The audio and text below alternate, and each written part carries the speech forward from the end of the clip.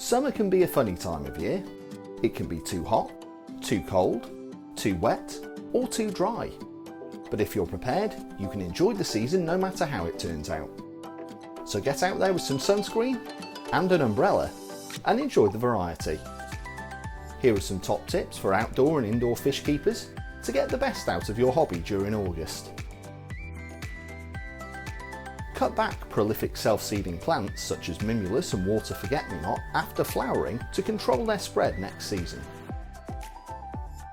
Add late season colour to your pond with lobelias, cannas and other flowering plants. Even exotic species can help provide nectar when other plants are setting seed. Consider how summer-proof your pond is. Perhaps it needs extra circulation to keep oxygen levels high in the warm weather.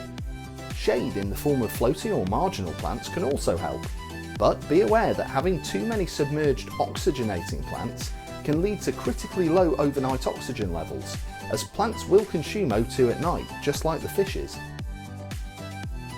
With the summer holiday season upon us, don't forget your pond pets. Start training a willing caretaker and check that all situations likely to cause problems are covered. Installing new filter foams that are less likely to clog is a good idea, and their maturation can be hastened by adding a bacterial booster such as Pure Pond. You may wish to leave a smaller quantity of food to prevent overgenerous feeding causing water quality problems. Alternatively, automatic feeders are available and can be installed and checked before leaving. Consider adding a freestanding water feature to enhance those sunny evenings relaxing with a cold drink. Feature ponds are also a great way of adding interest to small spaces and make great summer housing for pets such as fancy goldfish and some of the temperate species. Make sure they're safe from predators and easy to recapture when autumn comes. Now is a great time to service aquarium heaters, as ambient temperatures are high enough for them not to be needed. Remove limescale using pond pump descaling products and check that cables and fuses are in good shape. If still using an older style heater with a bimetallic strip, consider pensioning it off in favour of an electronic version.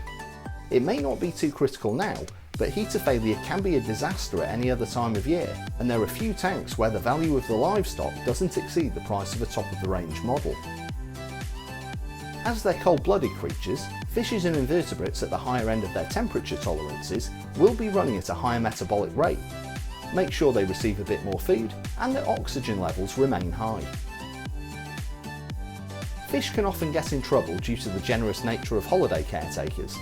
Prepare feeding rations and consider hiding the main pot of food to limit any overfeeding disasters. Small labelled envelopes containing the normal ration or even tablet foods can be useful for this task. For real peace of mind, it's hard to beat an automatic feeder if set up in plenty of time and adjusted to suit. In conjunction with these measures, consider leaving a first aid kit for your aquarium nearby. Perhaps a barrel of water for an emergency change, a dip test kit, spare pump impeller, filter bacteria booster, fish net, and the number of your regular fish shop for emergency help. Put lighting on timers and consider an automatic feeder as an alternative.